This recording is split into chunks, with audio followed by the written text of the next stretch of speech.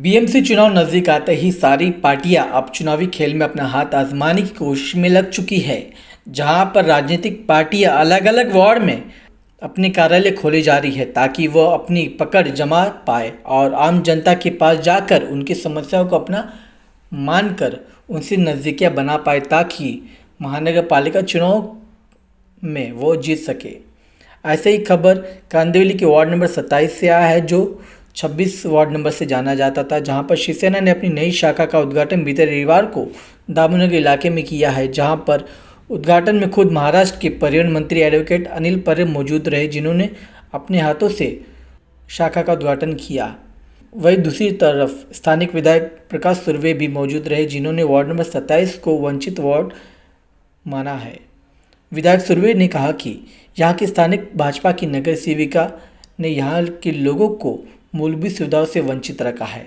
अब यहाँ पर आने वाले चुनाव में शिवसेना भारी मतों से जीतकर इस वार्ड का कायाकल्प ही कर देगी।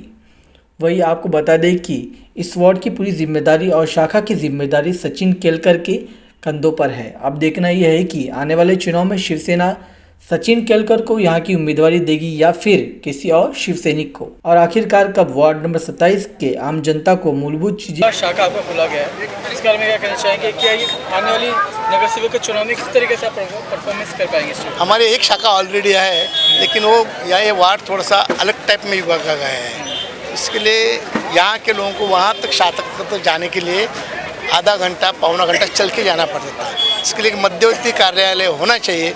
इसके लिए सचिन केलकर के माध्यम से, बापू चौहान के माध्यम से यहाँ एक और मध्यवर्ती कार्यालय खुला गया है और हमारी शाखा 24 घंटा खुली रहती है। यहाँ लोगों को ज़्यादा से ज़्यादा न्याय मिलेगा। ये मंदिर है, यहाँ लोगों को न्याय देने का काम किया जाएगा, लोगों को सुविधा देने का काम किया जाएगा। बतौर आप मांगेटानी विधानसभा के एमएलए भी है, तो यहाँ इस प्रॉब्लम जो यहाँ की वार्ड की समस्या उससे वाकिफ तो आई है। इसके लिए तो मैंने अभी अनिल परब जी को बताया कि यहाँ मेन जो समस्या वन खाते की लोगों को यहाँ शिफ्टिंग देना चाहिए, घर मिलना चाहिए। उसके लिए हम प्रयास कर रहे हैं। उद्धव साहब के साथ मीटिंग चालू है। जहाँ जहाँ जो सोल्यूशन प्रॉब्लम से वहाँ उसकी बैठक लगेगी। जल्दी की जल्दी हम उसके सुलझाएंगे और लोगों को घर देंगे। और सर, एक अंदरूनी खबर पता चली कि इस वार्ड से आपके बेटे राज सुर्वे को आप उम्मीदवारी दे रहे हैं। कौन बोला आपको भाई ये बात? ऐसा कुछ नहीं है, एक गलत बात है।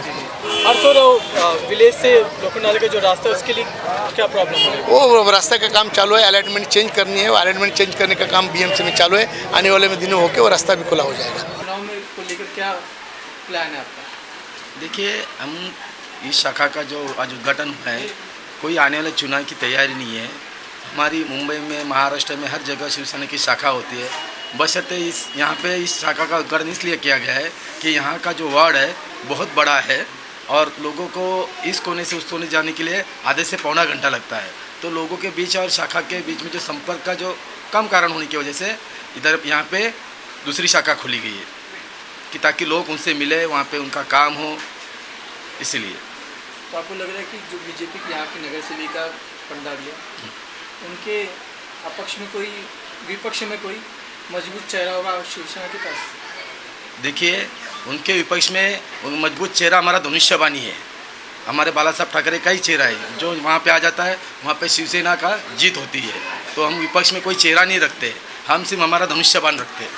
क्या आपको भी चुना जा सकता है एज ए नगर सेवक? नहीं, ऐसे हम चुनाव की तैयारी में कुछ काम नहीं करें। हम सिर्फ लोगों के हितों के लिए काम करें, इसीलिए हमने शाखा ओपन की है।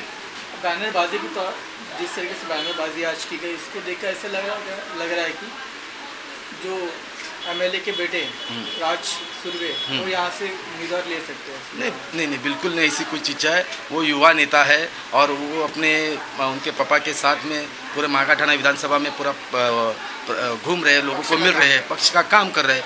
तो युवा होने के काम करने की वजह से हमें ऐसा लगता है कि उनको भी बोर्ड बैनर पर लाया जाए। तो उसका मतलब ये नहीं होता है।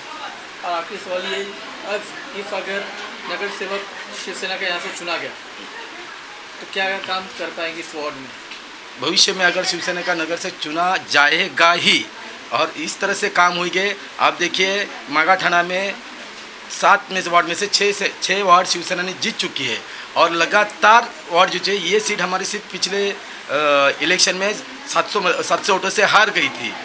तो ऐसा है कि ये चुनाव हमारा जितना तय है, और आप हमारे हर नगर सेवक के वार्ड में जाके देखिए, 25 नंबर बाजी के 25 नंबर वार्ड में जाके देखिए, आप समता नगर से एडिशनल सीपी तक का ऑफिस का होगा तो वो रोड देखिए, और जहाँ से 26 नंबर का वार्ड चल आता है वो आज़ादवाड़ी आश्रम रोड तक वो रोड देखिए, तुरंत आपको फ़र्क पता चलेगा। तो ये हमारे शिवसेना के नगर सेवकों ने किया हुआ काम है, और इसी तरह से हम वही पैटर्न लेके वार्ड नंबर 26 का विकास करेंगे।